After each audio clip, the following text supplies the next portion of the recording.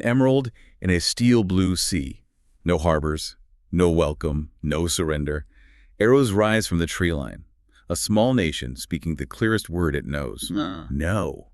Today at the Deep Dive, we stand offshore of North Sentinel Island, a compact 59.7 square kilometers of forest, mangrove, beach, and reef.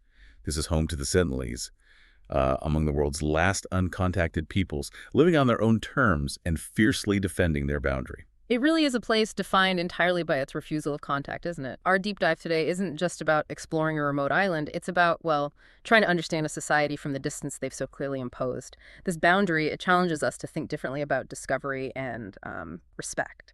Okay, so let's unpack this a bit. Where exactly is North Sentinel Island and, who are the Sentinelese? Right, so it's part of India's Andaman and Nicobar Islands out there in the Bay of Bengal, about 64 kilometers west of Port Blair. It's really tiny on a map. Just a speck. Pretty much. And the people, the Sentinelese, they're one of 6 indigenous groups in the Andamans, but arguably the most isolated on the entire planet. And how many people are we talking about? The estimates seem all over the place. They really are. Widely ranging. Could be as low as 15, maybe. Some say up to 500. Most estimates kind of settle between 50 and 200. The 2011 census guessed around 50. Wow, that's a huge range. It is, and their language is a complete unknown. It's unclassified, totally unintelligible with other Andamanese languages. That suggests, thousands of years of isolation. Incredible. So Sentinelese is just our name for them. Yeah, exactly. We have no idea what they call themselves or the island, though the neighboring Onge tribe does have names for them. Chiadakwakwe for the island, Chankote for the people. And India's policy reflects this isolation. Absolutely. It's a very strict hands-off policy. The island was declared a tribal reserve way back in 1956. Right. And there's a travel exclusion zone, 3 nautical miles, some sources say up to 5 around the island. It's constantly patrolled by the Indian Coast Guard. Armed patrols. Yes, armed patrols. They mean business. Trying to prevent any intrusions. Even taking photos is forbidden. The government classifies them as a PVTG, a particularly vulnerable tribal group. So it's definitely not a blank spot on the map we can just explore. It's a boundary we're clearly being asked to respect. Exactly. You put it well. It's like a sovereign circle drawn in salt water. A very powerful statement in our interconnected world. That's a great way to put it. Yeah. So what can we piece together about life inside that circle? Their environment, how they live, their tools? Well, the island itself sounds quite rich ecologically. Dense tropical forests, mangroves, beaches, lagoons, and these amazing coral reefs surrounding it. Which also act as a defense, right? Precisely. That shallow coral makes approaching by boat really difficult, dangerous even. And there might even be saltwater crocodiles in the wetlands. Adds another layer of, natural defense. And how do they sustain themselves? They're hunter-gatherers. Evidence suggests they hunt wild boar, monitor lizards, gather turtle eggs from the forest. They fish from these narrow outrigger canoes along the coast, and they gather coconuts, fruits, roots, tubers. There are also these large shell middens, basically ancient heaps of discarded shells, which suggests they really rely on the mollusks in the lagoons, too. Okay. And what about their technology? Is it truly Stone Age? Ah, that's the interesting part. They do maintain fire, which is crucial, and their main tools are bows and arrows, spears, and these adzes, sort of like stone axes. But here's the twist. They're incredibly resourceful. They've learned to salvage iron from shipwrecks. Right, like cold forging it. Exactly. Cold forging it to make tips for their arrows and other tools. That shows real ingenuity and adaptation. So the whole Stone Age label doesn't really fit, does it? No, not accurately. It kind of misses the point. Their use of salvaged metal shows they're not frozen in time. They're adapting, integrating new materials into their existing tech. They're a contemporary society, just with a very different way of life. Hunting turtles with a spear is, in its own context, just as modern as us using a laptop, It's about adaptation. Modernity on their terms, then. Still their choice. Precisely. Not Stone Age. It's adaptive tech on a small island. And some of their practices, like canoe designs, seem similar to the nearby Onge, while others, like their bows or sleeping on the ground, are closer to the Jarawa. It's a unique mix. Okay, that makes sense. So let's get at the really critical part. Why is this strict hands-off policy so absolutely vital? It comes down to one devastating factor: Yeah. disease. They have basically zero immunity to common illnesses. We barely notice flu, measles, even the common cold. History shows this is a real threat, right, for other Andaman tribes. Tragically, yes. Contact with outsiders was catastrophic for other groups like the Jangles or the Akabia. Populations crashed. Some groups went extinct entirely. It's a grim pattern. And there was that early incident with the British officer. From our Uh, M.V. Portman, back in 1880. A really dark episode. He essentially kidnapped an elderly Sentinelese couple and 4 children. What happened? The adults got sick almost immediately in Port Blair and died. Portman then returned the children to the island with gifts. Likely carrying the diseases back with them. Almost certainly. It likely spread illness and must have cemented their hostility towards outsiders. Portman himself later wrote that these actions just increased their terror and hostility. Chilling. So India's policy shift after 1997 makes perfect sense. It does. After decades of, well, varied contact attempts, mostly gift dropping, they moved to this strict hands-off, eyes-on approach, just monitor from a distance. Even after the 2004 tsunami, right? They were met with arrows when checking. They were. Helicopters flew over to assess the damage, check if they were okay, and the Sentinelese shot arrows at them. But interestingly, they knew what to do. Now so. Like the Jarawa tribe, they apparently recognized the signs, the receding water, and moved to higher ground immediately. That deep environmental knowledge saved them. So the policy is about respecting their right to self-determination, but also just basic survival, preventing ethnocide. Absolutely. It's both ethical and practical. And it means any offerings, whether it's Diet Coke from that YouTuber in 2025 or missionary efforts like John Allen Chow's. They carry that deadly potential. Exactly. Introducing pathogens is a massive, unacceptable risk. Let's walk through that timeline of contact attempts. It's quite stark. It is. The very first recorded sighting was 1771. An East India Company ship just saw lights on the shore. Nothing more. Then things got more direct. Yeah, 1867, an Indian merchant ship, the Nineveh, wrecked on the reef. The crew survived initially, but were later attacked by islanders with those iron-tipped arrows we mentioned. Iron-tipped even back then. From earlier wrecks, maybe. Possibly, or maybe other sources. Later that same year, a Jeremiah Humphrey visited and just observed them fishing. Then came the 1880s and Portman's abduction. Which really soured things. Deeply. Then jump to 1956. India officially declares it a tribal reserve. And then came the gift-dropping era. Right. From about 1967 to 1996, the Indian government had these systematic expeditions. T.N. Pandit was a key figure. He led one in 1970. Yes, they landed briefly, even put up a stone tablet claiming the island for India, met with arrow threats, of course. They left gifts, coconuts, fish, red cloth. And the National Geographic incident in 74. Ah, yes, the film crew for Man in Search of Man. They were also met with arrows. The director actually got hit in the thigh. Apparently the islander who shot him laughed. Ouch. Then the MV Primrose wreck in 81. That was significant. The crew was evacuated safely, but the wreck itself became a major source of iron for the Sentinelese.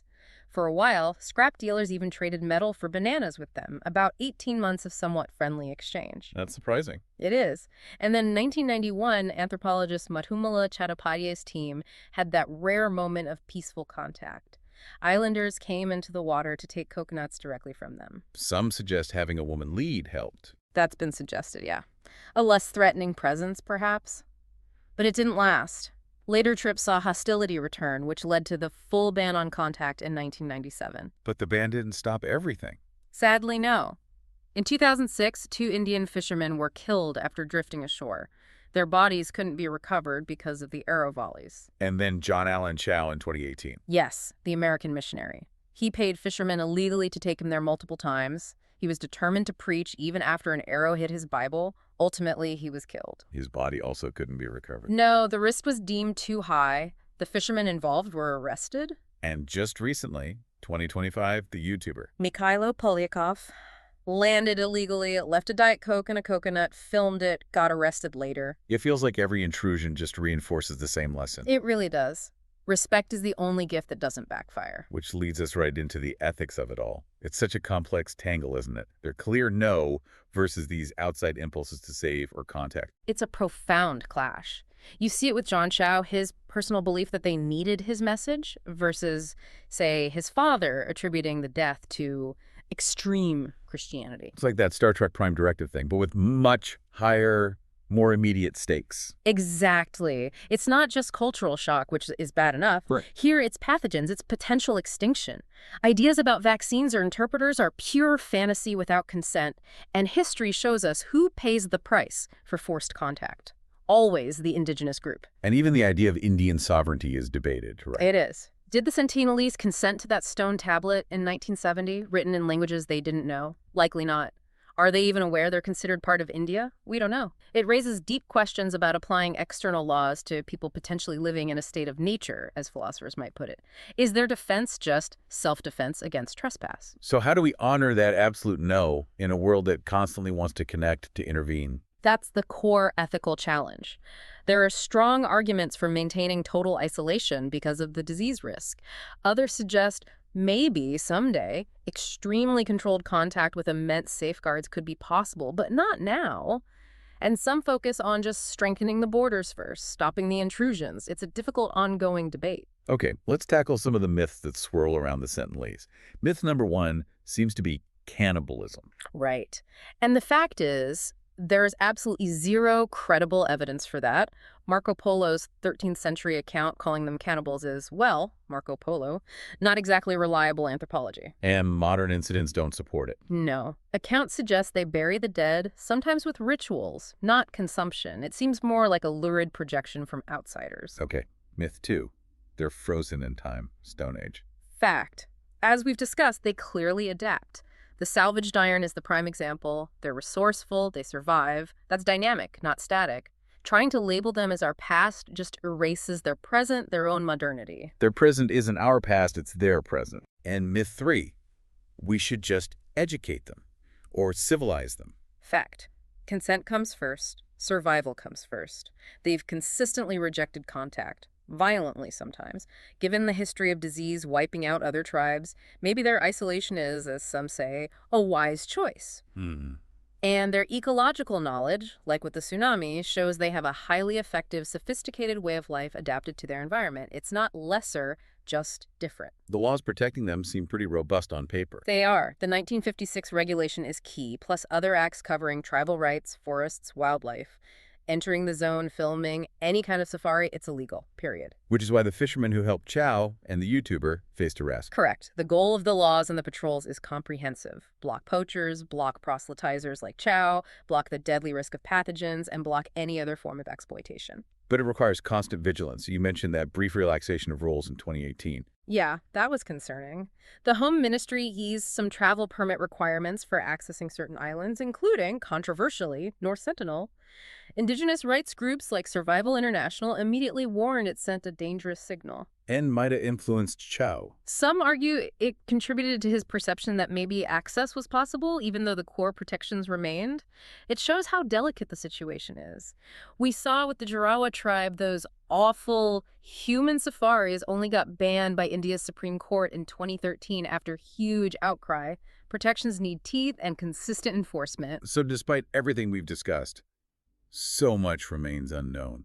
Their language, their stories, rituals, how their society is structured. Completely unknown. We have glimpses from afar. Observers note they're well-built, dark-skinned, muscular, average height maybe 5'3" to 5'5". And some observations of customs. Yeah, women seen doing rhythmic dances, slapping their thighs. They use bark waistbands, similar perhaps to the Jarawa, but these are just fragments, tiny pieces of a puzzle we can't and perhaps shouldn't try to fully assemble. Because trying might destroy it. Precisely. Ignorance here isn't failure, it's respect. Some knowledge belongs solely to its keepers. We don't have a right to jeopardize their existence for our curiosity. Some knowledge belongs to its keepers. That's powerful. And the Sentinelese aren't entirely unique in this situation, are they? There are other uncontacted groups. No, they're not alone, though they might be the most isolated. The Amazon basin is the main region, dozens of groups across Brazil and Peru. And there are efforts to protect them. Yes, particularly in Brazil with the government agency FUNAI. They work to demarcate and protect huge territories. But the pressures are immense: logging, mining, ranching, roads, disease. And just curiosity keeps shrinking these isolated spaces. And protecting the people often means protecting the land, too. Absolutely. Look at satellite maps of the Amazon indigenous reserves, often stand out as islands of green rainforests, surrounded by deforestation. But political shifts, like under Brazil's former President Bolsonaro, who favored exploitation, put immense pressure on these territories and increased invasions. It's a global issue. Development versus indigenous rights versus environmental protection. So this deep dive leaves us with some really big questions, doesn't it? Can this eyes-on policy hold forever? With climate change, rising sea levels, continued attempts at intrusion. It's a huge question. Ironically, the 2004 earthquake actually lifted parts of North Sentinel Island, expanding the reefs and maybe making it more defensible naturally. But the external pressures won't stop. And how do you defend a boundary that relies on the people inside being the main enforcers? People you can't communicate with. It's a unique geopolitical and ethical challenge. And maybe the biggest question, what does their unwavering no teach us? Us in our hyper-connected, always-online world that assumes connection is always good. Maybe it teaches us about a different kind of freedom. As someone put it, freedom from algorithms, freedom from politics, freedom from society. They aren't lost in time. Maybe they're free within it, in a way we can barely comprehend. So, thinking about the listener, Yeah. if you could visit, would you? Knowing your hello could literally be a death sentence for them. It's a confronting question, but perhaps real bravery, in this specific case, isn't going there. Real bravery today is the boat that respects the boundary and turns around. We don't need their story, their secrets, for their existence to have value. Exactly. Their present isn't our past, it's their present, and it deserves to continue on their terms. On a small island ringed by reef, a people remain unbroken. Not an exhibit, not a mystery box, but a choice. In a century that touches everything, their refusal is a lesson and a warning. Thank you for being on this trip with us. Stay curious, stay grounded, and stay tuned for the next one.